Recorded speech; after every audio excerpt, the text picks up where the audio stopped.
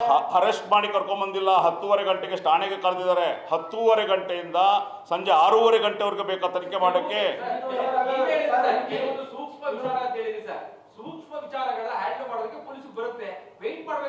ಅಲ್ಲ, ನಾನು ಹೇಳುವಂಥದ್ದು ನಾನು ಅಮಾಯಕರು ಅಂತ ನಾನು ಎಲ್ಲೂ ಕೂಡ ನಾನು ಹೇಳಲಿಲ್ಲ. ನಾನು ಹೇಳಿದ ವಿಚಾರ ನಾನು ಯಾರನ್ನೂ ಕೂಡ ಬ್ರ್ಯಾಂಡ್ ಮಾಡಲಿಲ್ಲ. ನಾನು ಹೇಳಿರುವಂಥದ್ದು ಭಾಳ ಸ್ಪಷ್ಟತೆ ಇದೆ. ಯಾವುದೇ ಅಮಾಯಕ ಈ ಹೆಸರಿನಲ್ಲಿ ಕಾನೂನು ಪ್ರಕ್ರಿಯೆಗೆ ಒಳಗಾಗಬಾರ್ದು ಅನ್ನೋದನ್ನು ಪೊಲೀಸರು ಸೂಕ್ಷ್ಮವಾಗಿ ಪರಿಶೀಲಿಸಬೇಕು ಅನ್ನೋಂಥದ್ದನ್ನು ಮಾತ್ರ ನಾನು ಹೇಳಿದ್ದೆ. FIR ಆಗೋದು ಲೇಟ್ ಆಯಿತು, ಓಕೆ ಆಯಿತು, ಅದ್ರ ಬಗ್ಗೆ ಬೇರೆ ಚರ್ಚೆ. FIR ಆಗೋದು ಲೇಟ್ ಆಗಿ ಇದಾಗ್ತಿದೆ ಅಂದರೆ ಕರುಣಿಬೇಕು ಅಂತ ಹೇಳೋದಿಲ್ಲ. ತಪ್ಪು, ಅದನ್ನು ನಾನು ಹೇಳಿದ್ನಲ್ಲ, ನಾವು ಅದನ್ನು ಖಂಡಿಸಿದ್ದೀವಿ.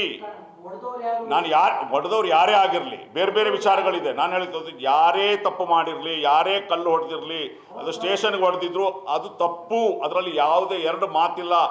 ಯಾರು ಮಾಡಿದ್ದಾರೆ ಅವರ ಮೇಲೆ ಕಾನೂನು ಪ್ರಕ್ರಿಯೆ ಕೊಳ್ಳೋದ್ರಲ್ಲಿ ಯಾರ ಅಬ್ಜೆಕ್ಷನೂ ಇಲ್ಲ. ಪ್ರವೋಕ್ ಮಾಡಿದವರು ಇದೇ RSS ಕಾರ್ಯಕರ್ತ, ಇವನೇ ಪ್ರವೋಕ್ ಮಾಡಿದ್ರು. ಈ ರೀತಿ ಒಂದು ಅಲ್ಲ, ನೀವು ಆ ಆ್ಯಂಗಲ್ ಮೊದಲು ಮಾತಾಡಬೇಕಾಗಿರೋಂಥದ್ದು. ಆ ಆ್ಯಂಗಲ್ ಯಾಕೆ ಯಾತಕ್ಕೋಸ್ಕರ ಅವನಂತ ಪೋಸ್ಟ್ ಹಾಕ್ತಾ ಅಶಾಂತಿ ಕಾಪಾಡೋಂಥದ್ದು ಮೂಲ ಕಾರಣ ಏನು, ನಾವು ಅದನ್ನು ಚರ್ಚೆ ಮಾಡಬೇಕು, ಡೈವರ್ಟ್ ಆಗಬಾರ್ದು.